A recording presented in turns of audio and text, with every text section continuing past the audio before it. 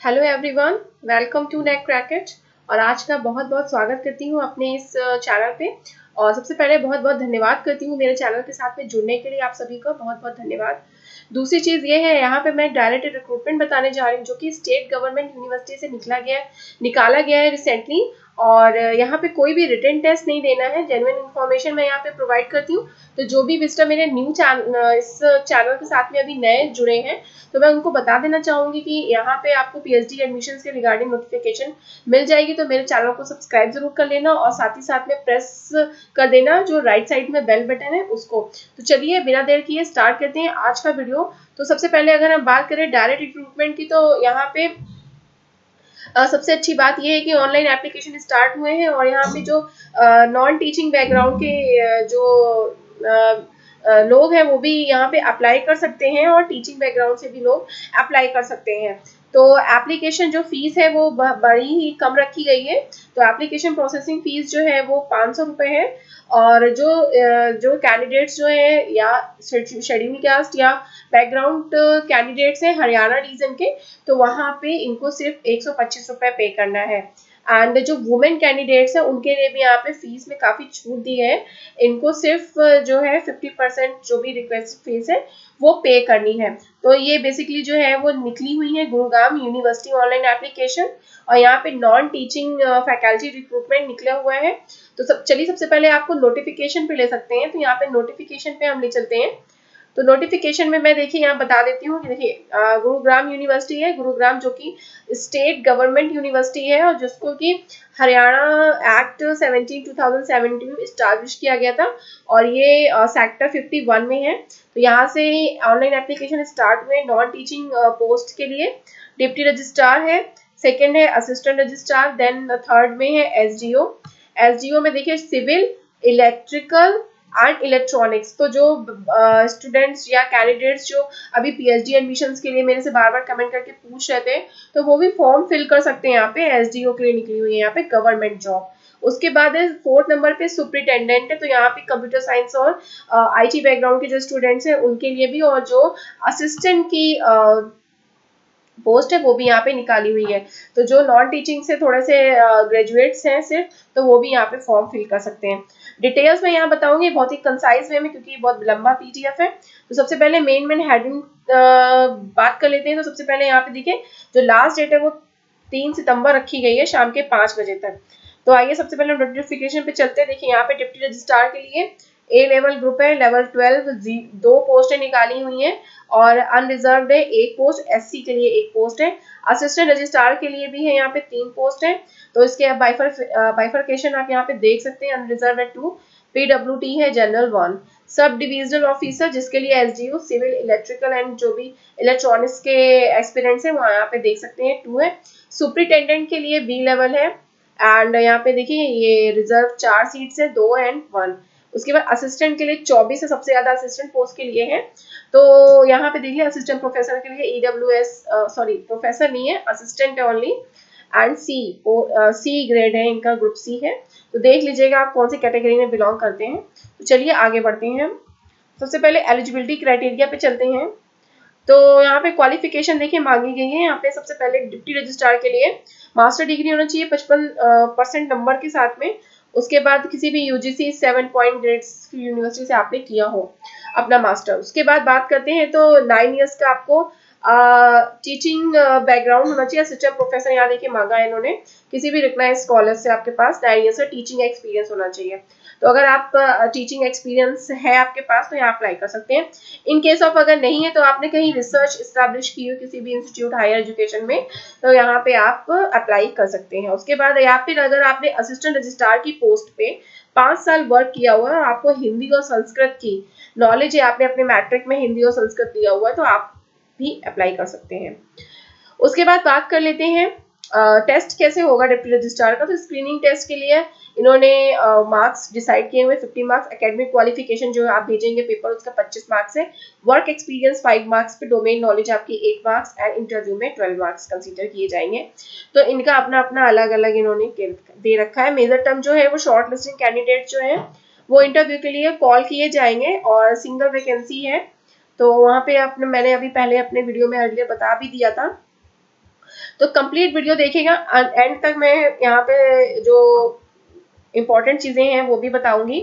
तो चलिए दूसरी पोस्ट के लिए बात कर लेते हैं। तो डायरेक्ट रिक्रूटमेंट असिस्टेंट रजिस्ट्रार के लिए निकला है, उसके लिए भी इन्होंने मिनिमम क्वालिफिकेशन जो है वो मास्टर डिग्री रखी हुई है। 5 इयर्स का आपको assistant professor as assistant professor पे एक्सपीरियंस होना चाहिए।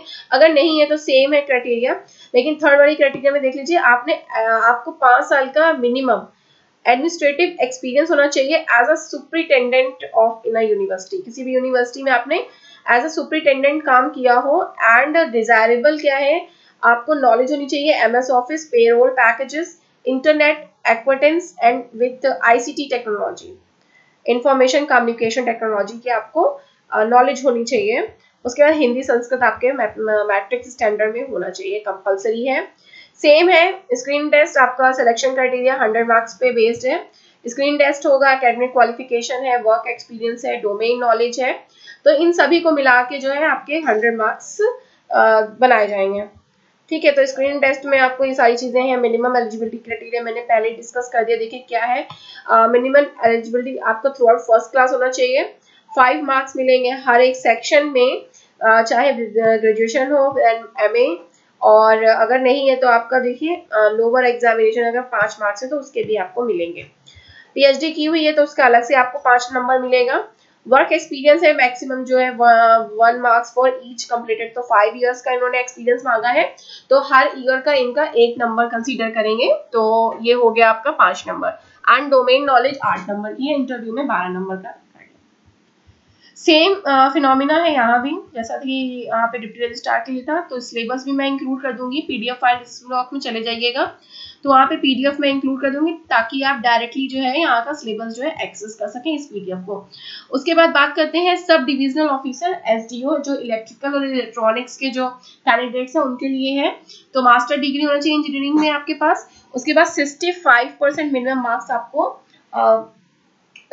ये यहाँ पे एटलीस्ट आपको कंसीडर किए जाएंगे। उसके बाद अगर आपने बैचलर्स भी किया हुआ है 70% मार्क्स के साथ में, तब भी आप यहाँ फॉर्म भर सकते हैं।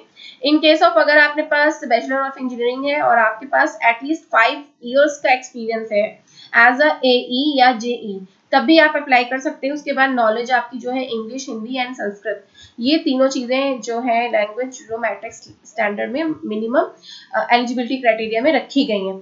सिलेक्शन क्राइटेरिया पे बात करें तो मैट्रिकुलेशन में 5% मार्क्स है, देन आपका 10+2 के 5% मार्क्स इन्होंने कंसीडर किए। ग्रेजुएशन के 20% मार्क्स लेंगे, पोस्ट ग्रेजुएशन के 10% एंड एडिशनल अगर आपने कोई कोर्स कर रखा है, हायर क्वालिफिकेशन है आपके पास, जस्ट लाइक अ डिप्लोमा या कहीं कुछ आपने सर्टिफिकेशन कर रखा, तो उसका 5 मार्क्स ये अलग से देंगे।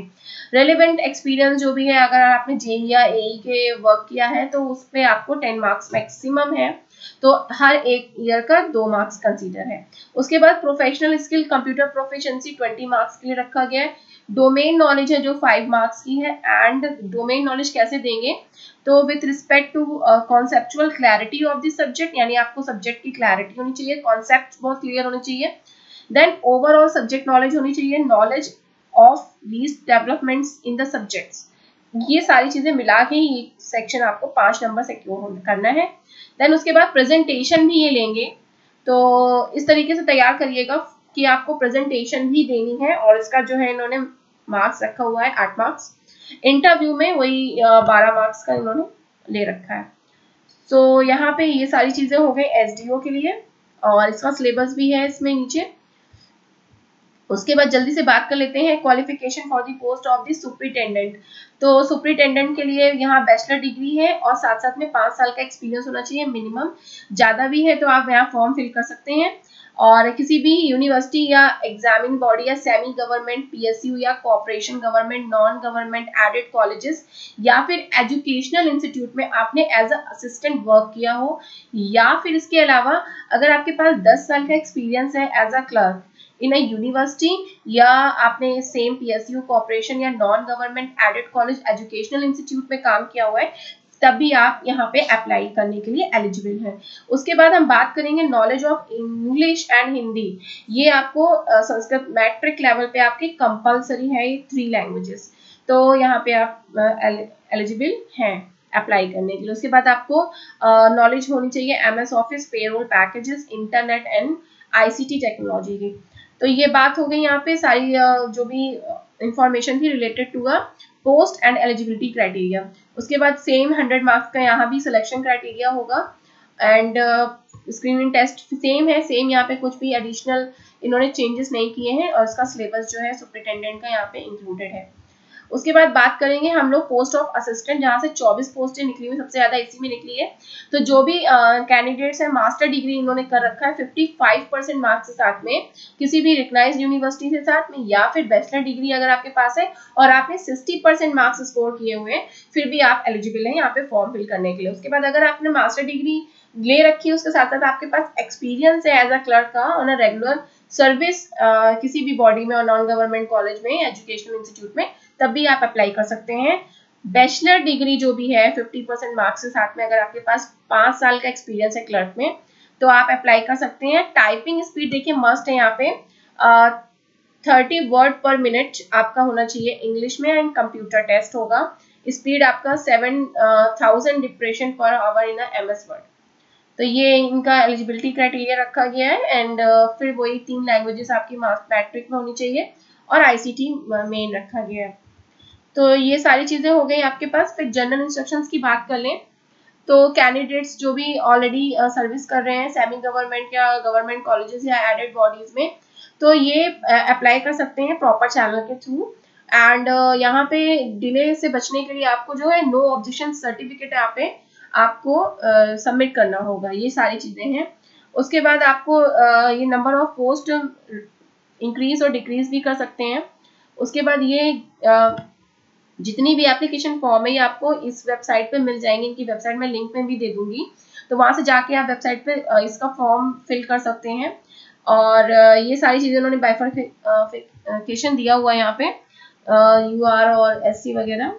फिर इसमें इन्होंने दे रखा है कि TA DA कुछ भी नहीं है टेस्ट में अपियर होने के लिए यहाँ पे पेड किया जाएगा और जो भी सीट्स हैं वो आप हरियाणा बॉडीज के अंदर में आते हैं तो ये आपको इंटरटेन किया जाएगा यहाँ पे। उसके बाद इम्पॉर्टेंट चीज ये भी है कि जो कैंडिडेट्स हैं यहाँ पे रेगुलरली अपडेशन या न्यू इंस्ट्रक्शन सिक्योरिटी या सिलेक्शन प्रोसेस पे कुछ भी अगर उनको प्रॉब्लम आती है तो आप यहाँ पे मेल करके, इस वेबसाइट पे इनकी मेल ID दी हुई है, कॉन्टेक्ट अस में जाके यहाँ पे मेल करके पूछ सकते हैं। तो ये थी इंफॉर्मेशन और ये सारी चीजें यहाँ पे देखिए सिलेक्शन क्राइटेरिया इन्होंने दे रखा है, तो यहाँ पे आप नीचे PDF में जाके देख लीजिएगा, थोड़ा ये बड़ा है। तो यहाँ पे इतनी ही इंपॉर्टेंट चीजें थी, मैंने बता दी आपको सभी चीजें। इन्होंने गवर्नमेंट का इंक्लोजर भी दे रखा है कि जो फिजिकल हैंडीकैप कैंडिडेट्स हैं उनको कैसे इंटरटेन करेंगे। So thank you so much for giving me your valuable time.